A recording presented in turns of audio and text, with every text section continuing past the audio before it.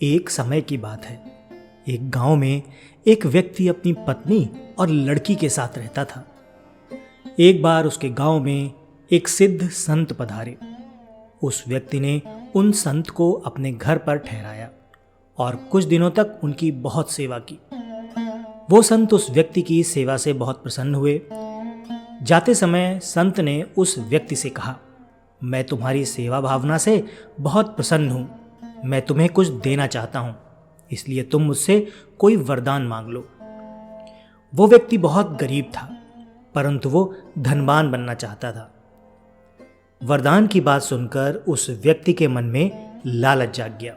उसने कहा, महाराज, अगर आप मुझे कुछ देना चाहते हैं तो मुझे ऐसा वरदान दीजिए कि मैं जिस भी चीज को छू लूं वो सोने की बन जाए। संत बोले, इस वरदान की जगह कुछ और मांग लो। ये वरदान बहुत ही खतरनाक है, इससे तुम्हें बहुत परेशानी होगी। मैं तुम्हारा भला चाहता हूं, इसलिए कह रहा हूं, इसकी जगह कोई और वरदान मांग लो। वो व्यक्ति बोला, महाराज, मुझे तो यही वरदान चाहिए। अगर आप मुझे कुछ देना चाहते हैं तो मुझे यही वरदान दीजिए। संत ने उस व्यक्ति को बहुत समझाया, परंतु वो व्यक्ति नहीं माना। अंत में संत ने उसे वरदान दे दिया कि तुम जिस भी वस्तु को छुओगे वो सोने की बन जाएगी। ये वरदान देकर संत वहां से चले गए। वरदान पाकर वो व्यक्ति बहुत खुश हो गया। वरदान का परीक्षण करने के लिए उसने अपने पास पड़ी किसी चीज को छूकर देखा। वो चीज तुरंत सोने की बन गई।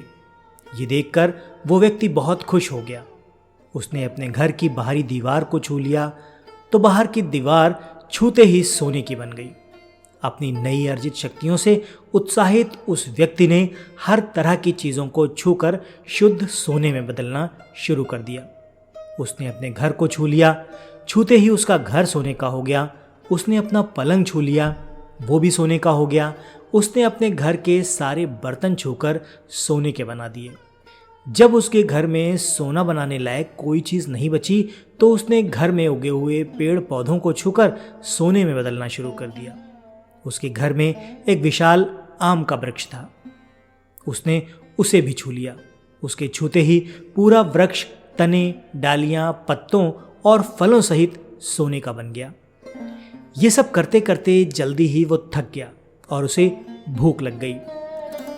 उसकी पत्नी उसके लिए सोने के थाल में भोजन लेकर आई। उसने जैसे ही खाने के लिए रोटी उठाई, वो रोटी भी सोने की हो गई। ये देखकर वो व्यक्ति घबरा गया। अब उसने खाने के लिए एक फल उठाया। देखते ही देखते वो फल भी सोने का बन गया। अब उस व्यक्ति को एहसास हुआ कि उसने ये वरदान मांगकर कितनी बड़ी गलती कर दी। उसे लगा कि अब शायद उसे भूख से ही मरना पड़ेगा। ये सोचकर वह व्यक्ति जोर जोर से रोने लगा। अपने पति को रोता देखकर उसकी पत्नी उसे सांत्वना देने के लिए उसके पास आई। जैसे ही उसकी पत्नी ने उसे छुआ, वो भी सोने की बन गई। ये देखकर उस व्यक्ति की रूह कांप गई और वो अब जोर जोर से विलाप करने लगा और स्वयं को कोसने लगा। अब उसे उन संत की कही बात याद आने लगी। संत ने उसे बहुत समझाया था कि ये वरदान मत मांगो, परंतु वो नहीं माना। अब उसे अपने आप पर पछतावा होने लगा, परंतु अब वो कुछ भी नहीं कर सकता था।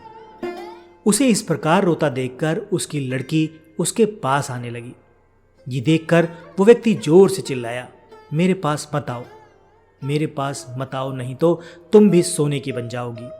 ये सुनकर उसकी लड़की वहीं ठहर गई। तब उसकी बेटी ने कहा, पिताजी, वो संत अभी हमारे घर से ज्यादा दूर नहीं गए होंगे। उन्हें जाकर ढूंढो, अब वही हमारे इस संकट को दूर कर सकते हैं। बेटी की बात सुनकर वह व्यक्ति तुरंत उन संत को ढूंढने के लिए निकल पड़ा। सारे दिन वो उन संत को ढूंढता रहा। अंत में शाम को उसने देखा कि वो संत एक पेड़ के नीचे ध्यान में बैठे हैं। वो व्यक्ति उनके पास पहुंचा और दूर से ही उन्हें प्रणाम किया। जब संत ने उसके आने का कारण पूछा तो वो व्यक्ति जोर जोर से रोने लगा और अपने घर की सारी घटना उनको कह सुनाई। संत बोले, बेटा, मैंने तुम्हें पहले ही कहा था, ये वरदान बहुत ही खतरनाक है। इसकी जगह कुछ और मांग लो। परंतु तुम नहीं माने और लालच के वशीभूत होकर तुमने मुझसे ये वरदान मांग लिया। वो व्यक्ति बोला, महाराज मुझे क्षमा कर दीजिए, मैं जल्दी से धनवान बनना चाहता था, इसलिए लालच में आकर मैंने बिना कुछ सोचे समझे आपसे ये वरदान मांग लिया। इस वरदान के कारण मेरी पत्नी सोने की बन गई और मैं कुछ भी भोजन नहीं कर पा रहा हूँ, क्योंकि मेरे छूने से सब कुछ सोने का बन जाता है। इस प्रकार तो भूख से मेरी मृत्यु हो जाएगी। मुझे अब ये वरदान नहीं चाहिए, कृपया आप इसे वापस ले लीजिए। संत मुस्कुराए और बोले, तुम्हें अपनी गलती का एहसास हो गया है, परंतु तुमने एक बहुत अच्छा अवसर गंवा दिया। तुम वरदान में मुझसे कुछ ऐसा मांग सकते थे जिससे तुम अपना और सबका भला कर सकते थे। अब मैं अपना वरदान वापस देता हूँ। अब तुम पहले की ही तरह एक साधारण व्यक्ति बन जाओगे और तुम्हारी स्पर्श शक्ति खत्म हो जाएगी, और अब तक तुमने जो कुछ भी सोने का बनाया है वो सब कुछ पहले जैसा हो जाएगा। ये कहकर संत पुनः ध्यान में बैठ गए। संत की बात सुनकर उस व्यक्ति को संतोष मिला और उसने अपने पास पड़े पत्थर को छूकर देखा तो इस बार वो पत्थर सोने का नहीं बना। ये देखकर वो व्यक्ति बहुत खुश हो गया और दौड़कर अपने घर पहुंचा। घर पहुंचकर उसने देखा कि उसका घर जो पहले सोने का था अब एकदम पहले जैसा हो चुका है। उसके घर में सब कुछ पहले जैसा हो चुका था। वो घर के भीतर गया। अब उसकी पत्नी भी पहले जैसी हो चुकी थी और उसने जो जो चीज़ें सोने की बनाई थी वो सब पहले जैसी हो चुकी थी। उसके घर पहुंचते ही उसकी पत्नी और बच्ची दौड़कर उसके पास आए। वो व्यक्ति उन्हें गले लगाकर बहुत खुश हुआ। अब सब कुछ पहले जैसा हो गया था।